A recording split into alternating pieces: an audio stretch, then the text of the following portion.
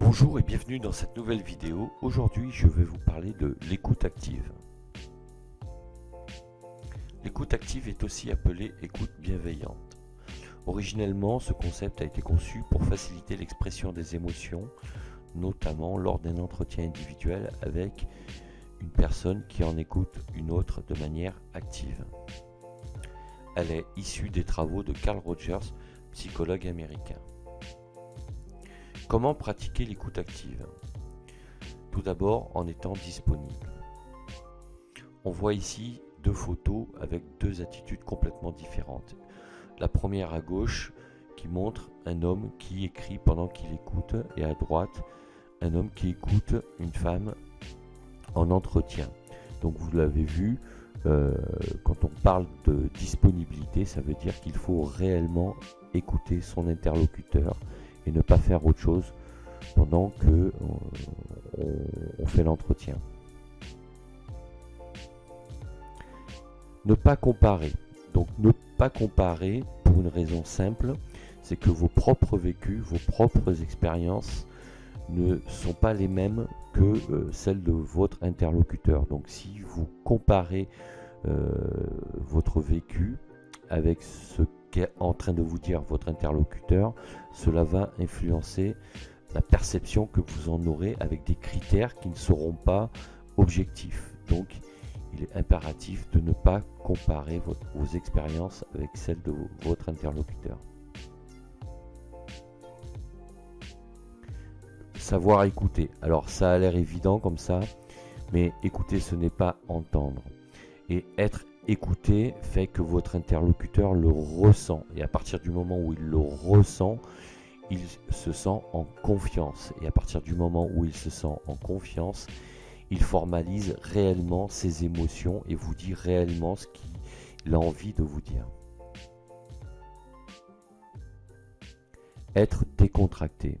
Il est très important de créer un contexte et un climat de confiance dans un environnement décontracté ou un environnement non pollué par du bruit ou d'autres personnes.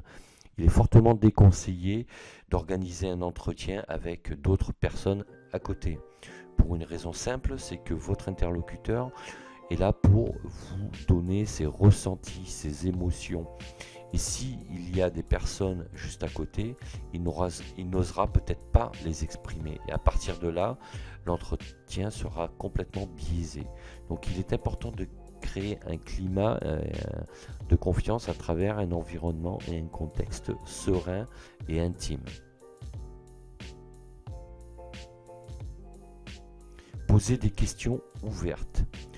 Poser des questions ouvertes favorise le dialogue. Si vous posez des questions fermées, vous allez donc enfermer les réponses de votre interlocuteur qui seront donc forcément courtes et vous allez créer chez lui un sentiment d'interrogatoire. Alors que si vous posez des questions ouvertes, ça va l'amener à développer ses idées, à développer ses ressentis et à développer ses émotions. Et là, vous allez favoriser le développement de l'entretien et de la confiance que vous allez créer avec celui qui doit vous donner des informations pour faire avancer la situation. Utilisez la reformulation. La reformulation est une technique qui est simple, mais qui permet de valider ce qui a été dit par l'un ou par l'autre. Quand quelqu'un vous parle, si vous n'avez pas compris, alors on le fait toujours de manière naturelle, mais c'est une technique que l'on peut maîtriser, c'est-à-dire que l'on peut déclencher lorsqu'on la connaît, qu'on en a conscience. Ça permet de reformuler ce qu'a dit votre interlocuteur. Lui, à ce moment-là, il reçoit ce feedback-là et il vous confirme ou pas si c'est bien ce qu'il a dit. Et à partir de là, vous êtes sûr d'avoir bien compris et vous pouvez continuer à dérouler l'entretien. utiliser l'approbation, qu'elle soit verbale ou non verbale.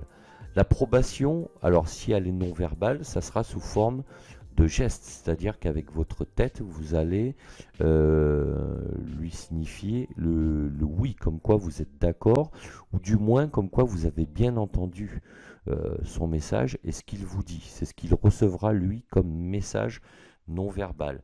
Et si vous le formalisez donc de manière verbale, c'est-à-dire que vous dites tout à fait, j'ai compris, on est d'accord, à partir de là, vous rassurez votre interlocuteur et vous donnez un ton de sérénité à l'entretien qui va conforter l'interlocuteur dans son sentiment de confiance et de sécurité. Et à partir de là, il se confiera beaucoup plus facilement pour vous donner plus d'informations et faire avancer la situation. L'empathie. Alors l'empathie, contrairement à ce que l'on peut croire, parce que c'est une confusion que font beaucoup de personnes, l'empathie n'est pas une démarche qui consiste à être d'accord. L'empathie, c'est se mettre à la place de l'autre pour mieux comprendre ses réactions, son comportement, sa façon de voir les choses et son état d'esprit tout simplement pour mieux y répondre et pour trouver des solutions. L'empathie n'est pas faite pour valider ce que dit l'autre. Donc l'empathie est très importante dans l'écoute active parce qu'elle permet tout simplement de mieux comprendre l'autre. Être assertif. Alors l'assertivité, c'est un comportement qui permet de rester neutre sans juger.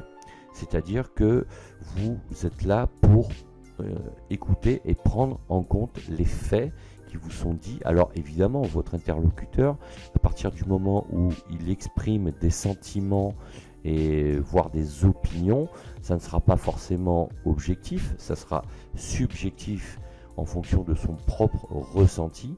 Mais dans tous les cas, vous, en tant que celui qui écoute, vous devez rester assertif pour faire le tri et rester disponible en approuvant et en favorisant le dialogue et l'écoute et en approuvant comme quoi vous avez bien reçu le message, mais ce n'est pas pour autant que vous validez le fond des idées. L'assertivité, ça permet de rester neutre pour là aussi montrer que vous écoutez et que vous êtes là pour faire avancer la situation, mais que vous n'êtes pas du tout dans le jugement.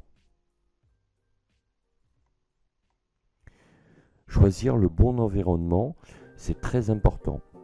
En écoute active, je l'ai dit déjà au début de cette vidéo, mais j'insiste car là aussi on a souvent vu des entretiens en entreprise qui pouvaient se faire à la machine à café par exemple. Donc il n'y a pas de souci, on n'est pas obligé d'être dans un bureau en face à face, ce qui peut aussi créer un climat un peu trop formalisé.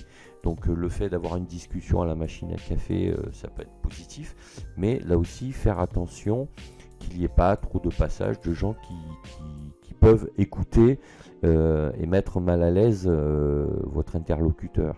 Donc là l'idée, c'est quand on parle de choix d'environnement, c'est de choisir un environnement qui va permettre à celui qui écoute et à celui qui est écouté de se sentir bien, de se sentir décontracté.